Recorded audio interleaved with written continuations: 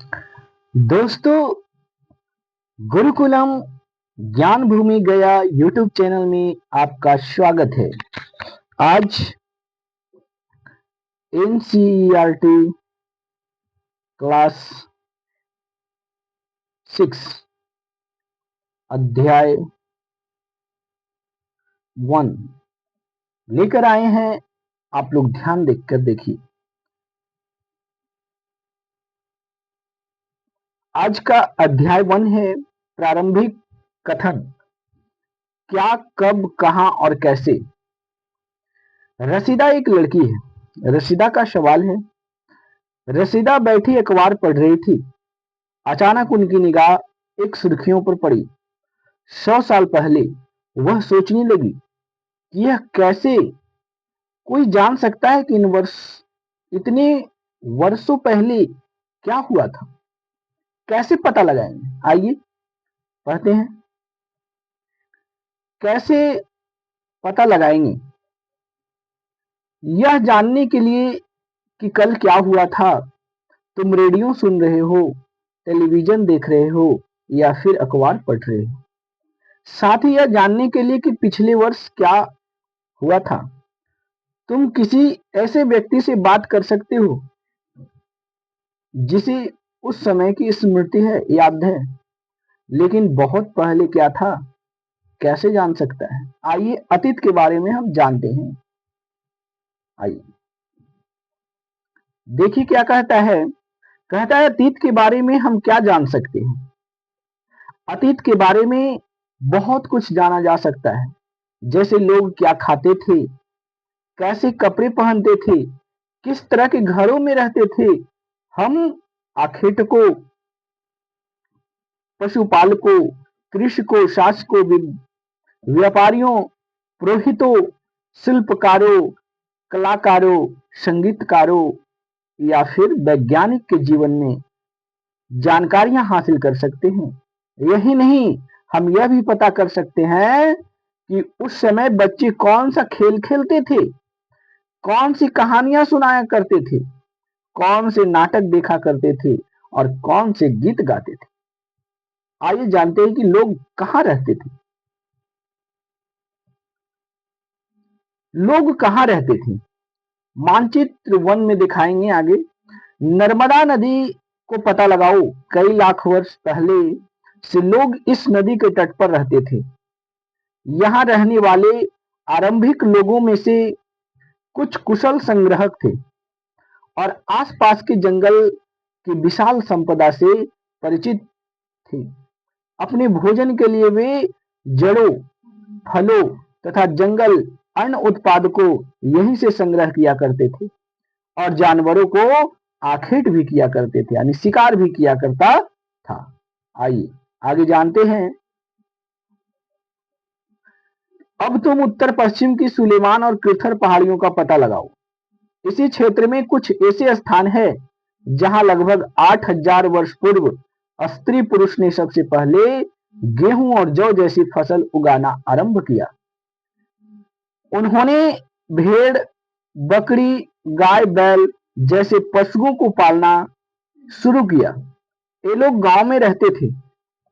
उत्तर पूर्व में गारो पहाड़ियां, मध्य भारत में विंध्य पहाड़ियां का पता लगाओ। ये कुछ ऐसे स्थान थे जहां कृषि का विकास हुआ था, जहां सबसे पहले चावल उपजाया गया था। स्थान विंध्य के उत्तर में है। कहता है कि सबसे पहले, देखिए क्या कहता है। कहता है कि उत्तर पश्चिम में सुलेमान और कृथर पहाड़ी है। सुलेमान और कृथर पहाड़ी है जहां 8000 वर्ष पूर्व कृषि का प्रमाण मिलता है। सबसे पहले स्त्री पुरुष ने गेहूं और जौ का फसल उपजाया था। तो गेहूं और जौ कहाँ हुआ था, सुलेमान और कृथर पहाड़ियां में, 8000 वर्ष पूर्व पहले। उस समय भेड़, बकरी, गाय, बैल पशु को पालतू बनाया था।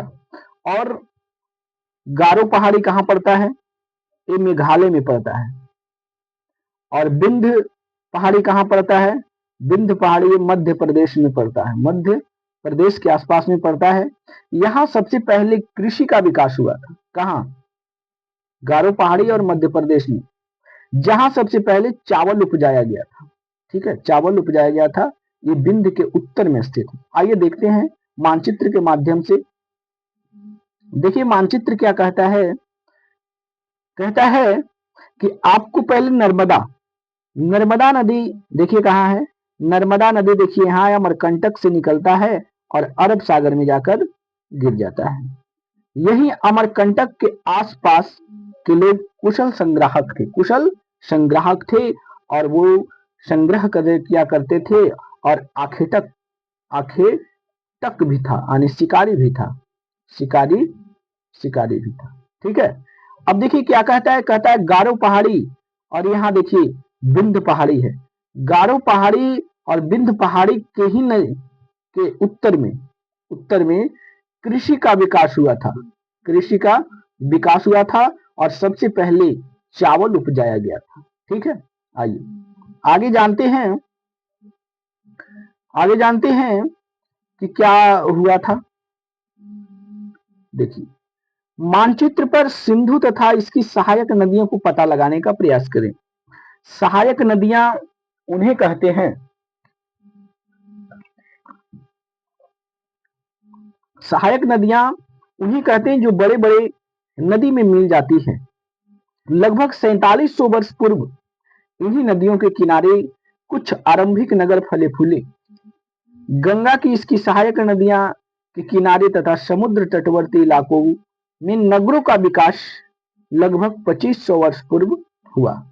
ठीक है, आइए देखिए सिंधु की जो, आइए मैप के थ्रू देखते हैं सिंधु की सहायक नदियां कौन कौन है। तो देखिए सिंधु की सहायक नदियां कौन कौन है, तो देखिए सिंधु की सहायक नदियां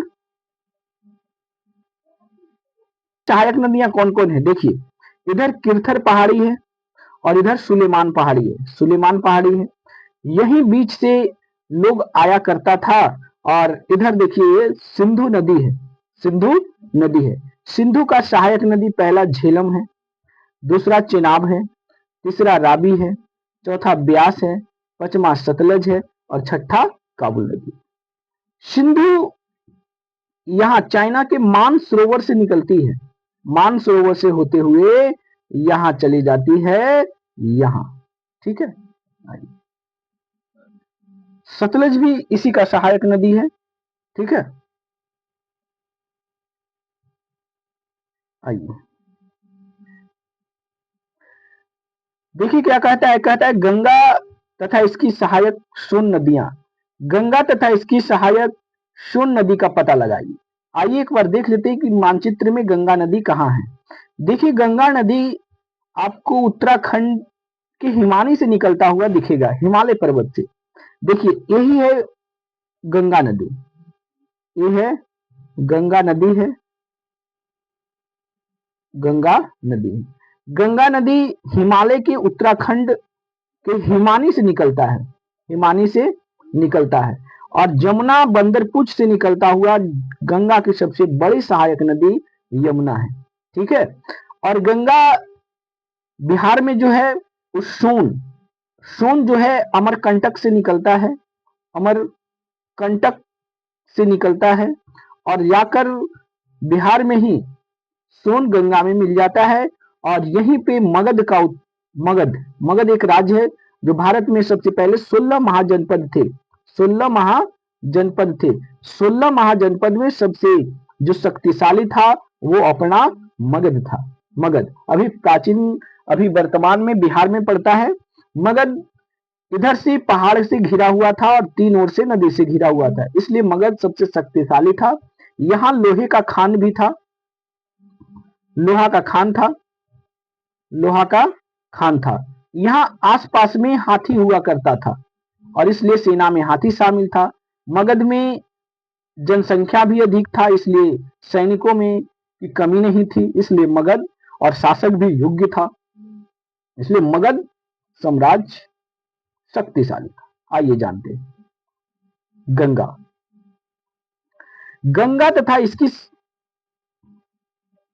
गंगा तथा इसकी सहायक नदी सोन का पता लगाओ। गंगा के दक्षिण में इन नदियों के आसपास का क्षेत्र प्राचीन काल में मगध कहलाता था, वर्तमान में भी बिहार है नाम से जाना जाता था।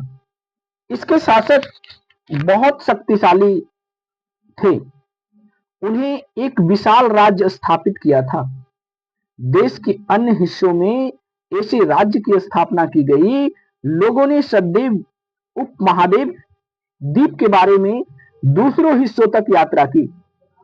देखिए उपमहाद्वीप क्या होता है, उपमहाद्वीप की संज्ञा किसे दिया गया है? तो देखिए दक्षिण एशिया के क्षेत्रों को उपमहाद्वीप कहा जाता है। दक्षिण एशिया, जहां दक्षिण एशिया में भारत है, पाकिस्तान है, अफगानिस्तान है, नेपाल है, भूटान है, श्रीलंका है, इधर ईरान हो गया, इधर चीन हो गया और इधर म्यांमार हो गया। ये सब दक्षिण एशिया कहलाती है। भारत के आसपास के पड़ोसी देश को दर्शाता है। जैसे दक्षिण एशिया एक महाद्वीप से छोटा है, लेकिन विशालतम तथा बाकी एशिया से समुद्र पहाड़ी पर्वतों से बटे होने के कारण इसे उपमहाद्वीप कहा जाता है।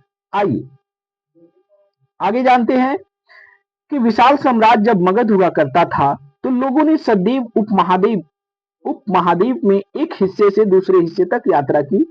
कभी कभी हिमालय जैसे पर्वत, पहाड़ियां, रेगिस्तान, नदियां, समुद्र के कारण यात्रा जोखिम भरी होती थी। फिर भी ये यात्रा उनके लिए असंभव था, क्योंकि उन लोगों को यहाँ पहुंचना था। कभी लोग काम की तलाश में, तो कभी प्राकृतिक आपदा के बचने के कारण एक स्थान से दूसरे स्थान पर जाया करते थे। कभी कभी सेनाएं दूसरे क्षेत्रों पर विजय हासिल करने के लिए तथा इसके अतिरिक्त व्यापारी अपने काफिले में से कभी जहाज के साथ मूल्यवान वस्तुओं के साथ एक स्थान से दूसरे स्थान आते जाते रहते थे। धार्मिक गुरु लोगों को शिक्षा और सलाह देने के लिए एक गांव से दूसरे गांव तथा एक कस्बे से दूसरे कस्बे में जाया करता था। कुछ लोग नए और रोचक स्थानों की खोज की चाह में उत्सुकतावश भी यात्रा किया करता था। इन सभी यात्राओं से लोगों को एक दूसरे के विचार को जानने का अवसर मिला। आइए जानते हैं कि आज के लोग यात्रा क्यों करते हैं। एक बार फिर से मानचित्र को देखते हैं। पहाड़ियां, पर्वत, समुद्र, उपमहाद्वीप की प्राचीन सीमाएं का निर्माण करना, हालांकि लोगों के लिए सीमाओं का पार करना आसान नहीं था। उन्होंने ऐसा चाहा, वो ऐसा कर सके। वे पर्वतों की ऊंचाई को छू सके, गहरे समुद्र को पार कर सके। उपमहाद्वीप के बाहर से कुछ लोग यहाँ आए और यहीं बस गए लोग। ठीक है, आइए आगे देखते हैं। इस आवागमन ने हमारी संस्कृति परंपराओं को समृद्ध किया और कई सौ वर्ष से लोग पत्थर को तराशने, संगीत रचने और यहाँ तक कि भोजन बनाने के नए तरीके में एक दूसरे के विचारों को अपनाते रहे। देश का नाम, देखिए अपना देश का नाम कैसे पड़ा। आइए समझते हैं कि देश का नाम कैसे पड़ा।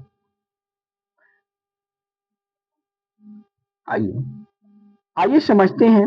अपने देश के लिए हम प्रायः इंडिया तथा भारत प्रयोग करते हैं। जैसे नामों से प्रयोग करते हैं। इंडिया शब्द इंडस शब्द से बना है, इंडस शब्द से निकला है, जिसे संस्कृत में सिंधु कहा जाता है। आपने एटलस और एटलस में ईरान और यूनान का पता लगाइए। देखिए लगभग 2500 वर्ष पूर्व उत्तर पश्चिम की ओर से आने वाले ईरानियों और यूनानियों ने सिंधु को हिंदोस कहा। क्या कहा? सिंधु को हिंदोस कहा। ठीक है, ईरानियों ने, और यूनानियों ने इंडोस कहा। दोष कहा। इसी नदी के पूर्व में स्थित, जब इस सिंधु नदी बीच में था, इधर से यूनानी और ईरानी आ रहे थे। भारत इधर स्थिति भारत की जमीन था। इस भूमि को देखकर उन्होंने कहा कि उधर इंडिया है, इंडिया, और उसी से इसका नाम इंडिया पड़ा। और भारत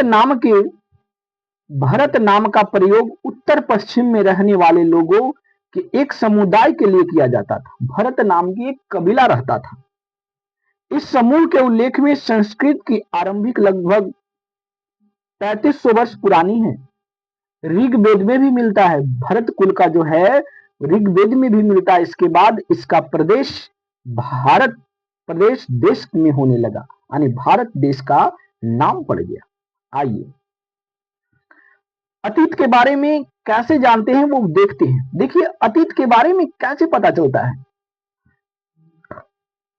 अतीत की जानकारी हमें कई तरह से प्राप्त हो सकती है। इनमें से एक तरीका है अतीत में लिखी गई पुस्तक को ढूंढना और पढ़ना। ये पुस्तकें हाथ से लिखी हुई होने के कारण पांडुलिपि कही जाती थी। जो पुस्तक हाथ से लिखी गई उसे पांडुलिपि कहा जाता था।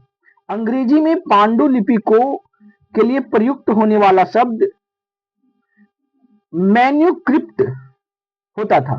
मैन्युस्क्रिप्ट शब्द मेनू शब्द से, लैटिन शब्द मेनू से बना है, जिसका अर्थ हाथ से निकला है, हाथ है से निकला है। ये पांडुलिपि प्रायः ताड़ पत्रों पर लिखा जाता था, यानी ताड़ का पत्ता, ताड़ एक पेड़ होता है, वृक्ष होता है, सबसे लंबा ताड़ होता है,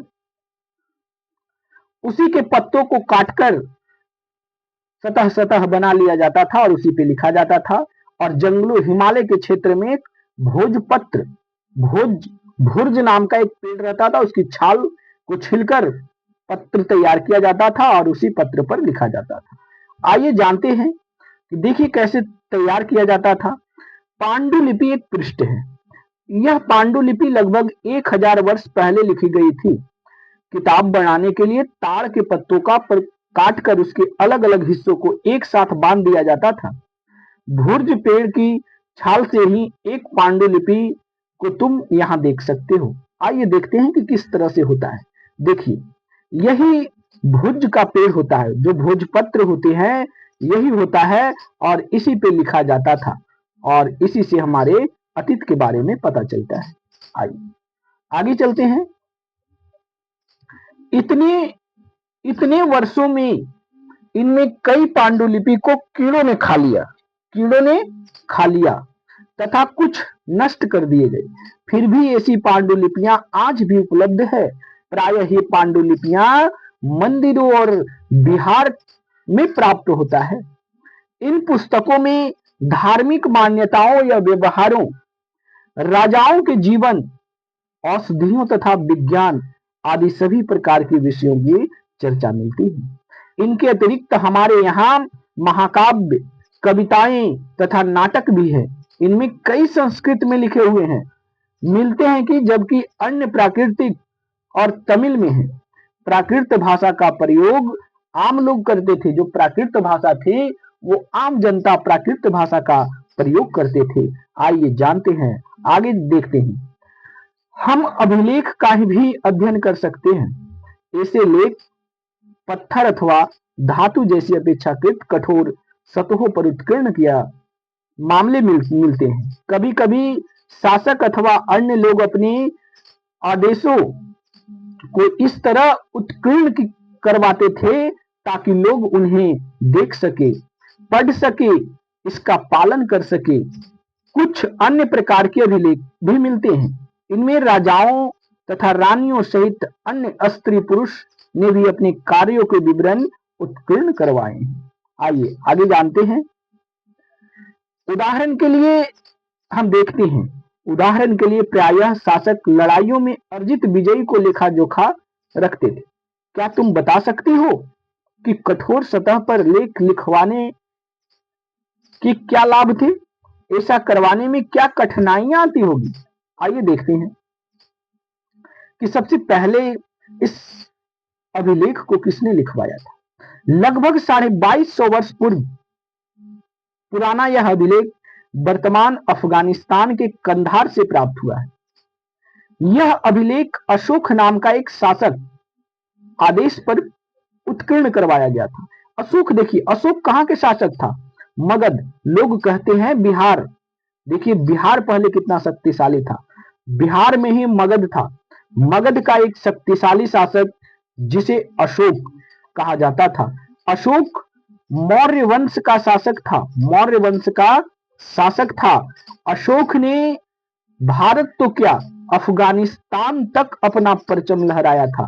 अफगानिस्तान तक अपना परचम लहराया था, यानी जीत हासिल किया था। और अशोक एक योग्य शासक था। अशोक एक योग्य था, शासक था, और वो मगध का शासक था। अशोक ने अपना अभिलेख अफगानिस्तान में उत्कीर्ण करवाया था क्योंकि अफगानिस्तान को जीता था। इस शासक के विषय में 7वें अध्याय में पढ़ेंगे।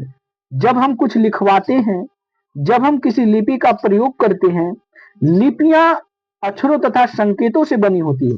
लिपियां जो होती है अक्षर तथा संकेत से बनी होती है। जब हम कुछ बोलते हैं अथवा पढ़ते हैं तो हम एक भाषा का प्रयोग करते हैं। लिखने में लिपि का प्रयोग करते हैं और पढ़ने और बोलने में भाषा का प्रयोग करते हैं। आइए आगे जानते हैं कि इस लिपि, यह अभिलेख इस क्षेत्र में प्रयुक्त होने वाली यूनानी तथा आर्मेइक नाम के 2 लिपियों तथा भाषाओं में है। ठीक है, आइए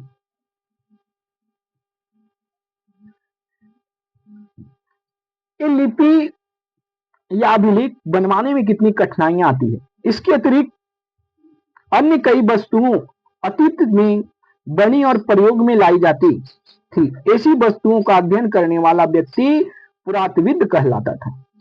पुरातत्वविद पत्थर और ईंटों से बनी इमारतों के अवशेषों, चित्रों और मूर्तियों। आइए देखते हैं कुछ प्रतीक के माध्यम से। बाएं में जो है ये बायां है और कुछ दाएं में है। दाएं में कुछ सिक्का दिया गया है। बाएं एक प्राचीन नगर से प्राप्त इस तरह के पात्र को प्रयोग 4700 वर्ष पूर्व, कितना 4700 वर्ष पूर्व होता था। दाएं में आपका एक चांदी का सिक्का है। ये क्या है? चांदी के सिक्का है। इस तरह के सिक्के को प्रयोग लगभग 2500 वर्ष पूर्व होता था। आज हमारे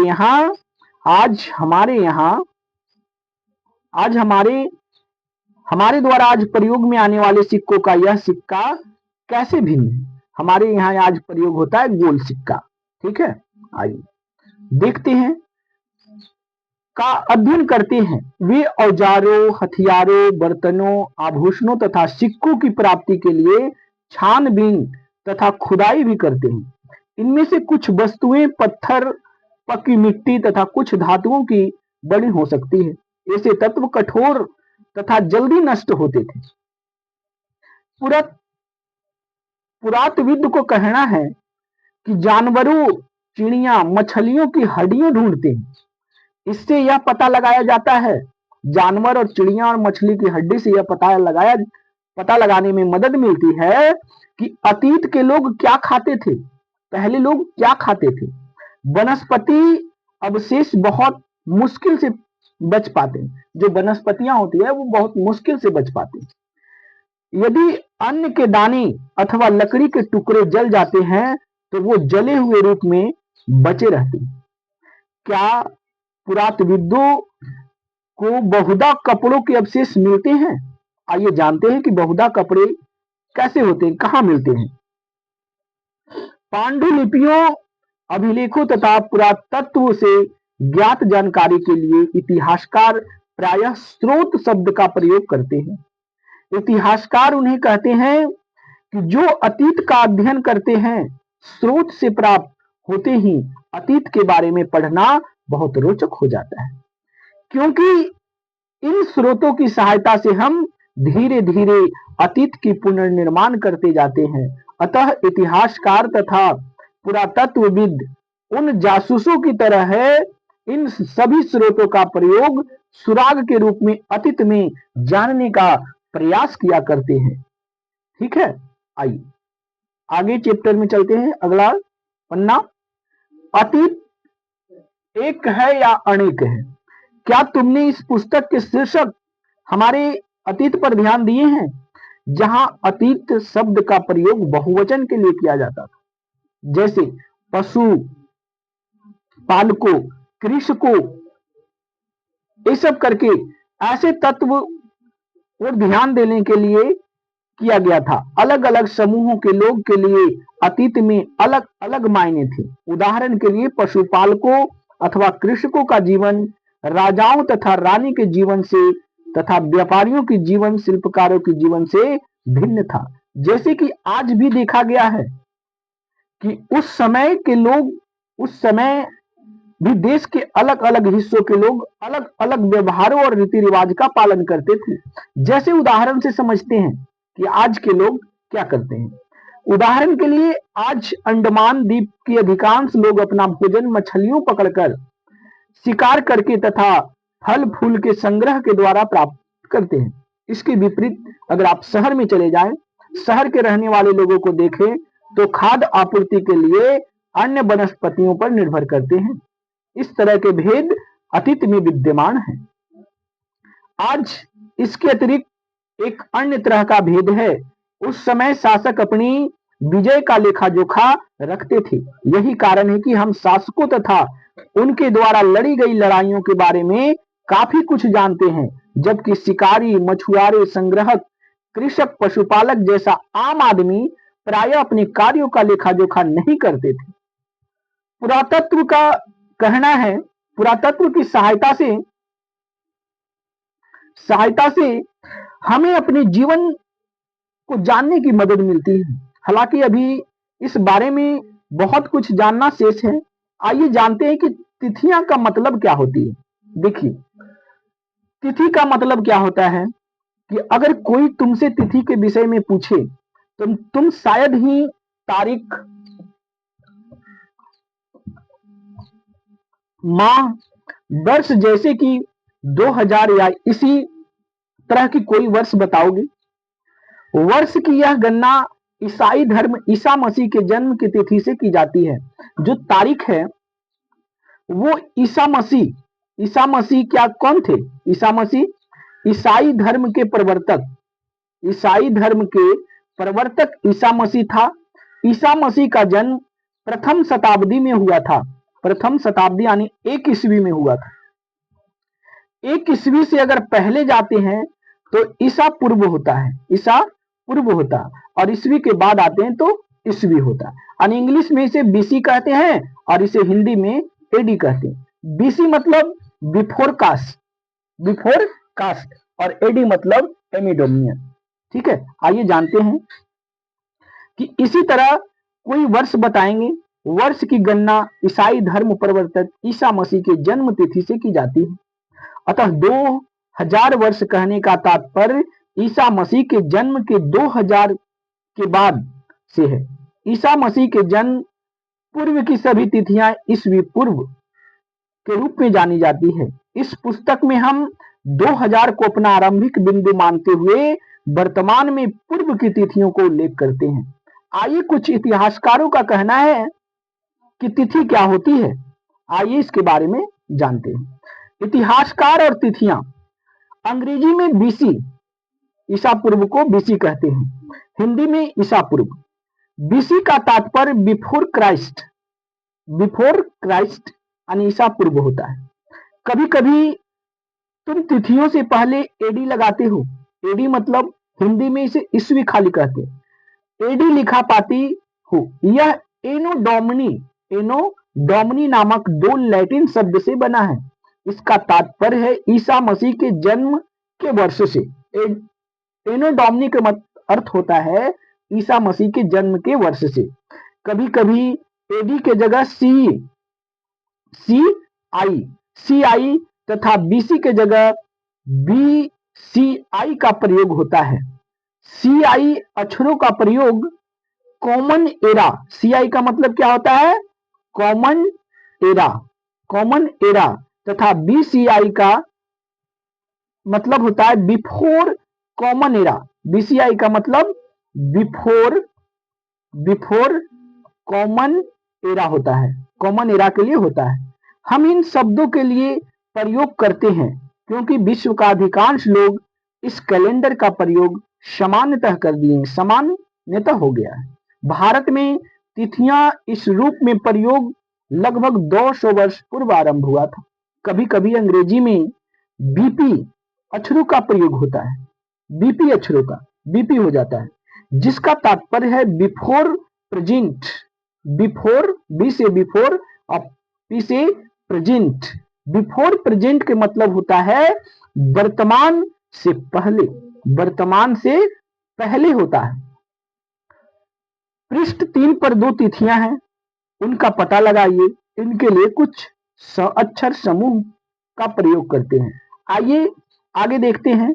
कल्पना कीजिए, कल्पना कीजिए कि आप एक पुरातत्वविद का साक्षात्कार इंटरव्यू लेना है। तुम उन 5 प्रश्नों की एक सूची तैयार कीजिए जिन्हें पुरातत्वविद का से पूछना होगा। आइए पहला क्वेश्चन पूछते हैं, आओ याद करें। निम्नलिखित में से सम्मिलित कीजिए। क्या सम्मिलित कीजिए? क्वेश्चन दिया गया है, आप सम्मिलित कीजिए। क्या करना है? नर्मदा घाटी। तो देखिए सबसे पहले हम लोग पढ़ चुके थे कि नर्मदा घाटी में लोग आखेट था, शिकारी था और संग्राहक के रूप में रहते थे। यानी नर्मदा घाटी के लोग आखेटक और संग्राहक थे। आखेटक मीन्स शिकारी होता है, क्या होता है? शिकारी, ठीक है, शिकारी होता है। और संग्राहक मीन्स संग्रह यानी जमा करना, संग्राहक होता था, ठीक है। मगध, मगध के बारे में जान गए हैं कि गंगा तट के किनारे जहां जब सोन नदी मिलती है उसी तट पर एक मगध राज्य का उत्कर्षण था, बड़ा राज्य था जहां के शासक शक्तिशाली हुआ करते थे। यानी एक पहला बड़ा राज्य मगध था। गारो पहाड़ियां, गारो पहाड़ियां और विंध्य पहाड़ियां पढ़ चुके हैं कि गारो पहाड़ियां मेघालय में था और विंध्य पहाड़ियां मध्य प्रदेश के आसपास में था। गारो पहाड़ियां के उत्तर में कृषि का आरंभ हुआ था। क्या हुआ था? आरंभिक कृषि हुआ था। यहां सबसे पहले चावल के दाने, चावल के दाने, चावल उपजाया गया था, चावल उपजाया गया था। सिंधु तथा इसकी सहायक नदियां, देखिए सिंधु तथा सहायक नदियां क्या था? सिंधु तथा सहायक नदियां लगभग 2500 वर्ष पूर्व के नगर थे, 2500 वर्ष के पूर्व के नगर थे। और गंगा घाटी प्रथम नगर था। गंगा घाटी पर प्रथम नगर कौन था? मगध, मगध था, मगध प्रथम नगर था। आइए नेक्स्ट जानते हैं कि पांडुलिपि, पांडुलिपि तथा अभिलेख में प्रमुख अंतर क्या होता है। देखिए पांडुलिपि क्या होता है?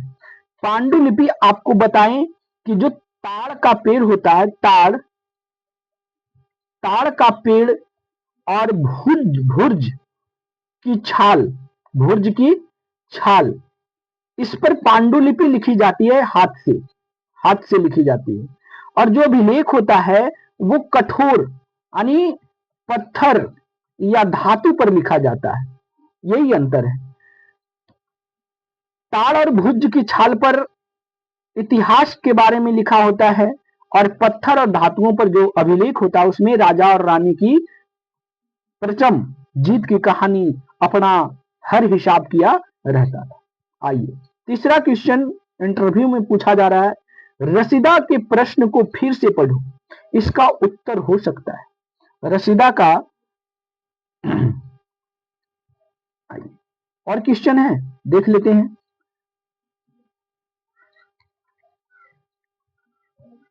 देखिए कुछ महत्वपूर्ण तिथियां हैं। आइए, कृषि का आरंभ 8000 वर्ष पूर्व कहां हुआ था? किरथर, सुलेमान और किरथर, किरथर पहाड़ियां के पहाड़ी और सुलेमान, सुलेमान पहाड़ियों के बीच एक किरथर और सुलेमान पहाड़ियां अभी कहां है? तो अभी पाकिस्तान में पड़ता है, ठीक है। सिंधु सभ्यता, सिंधु सभ्यता के प्रथम नगर 4700 वर्ष पूर्व, जो देखिए सिंधु सभ्यता था सिंधु की 5 सहायक नदियां मुख्य हैं। कौन कौन? तो वो झेलम है, सॉरी, झेलम, चिनाब, राबी, ब्यास और सतलज। सतलज ये भारत में भी, भारत की नदियां पाकिस्तान चली जाती है और पाकिस्तान का एक काबुल की नदियां हैं। ये सिंधु की सहायक नदियां हैं। यहां इसी सिंधु पर प्रथम नगर बसा था।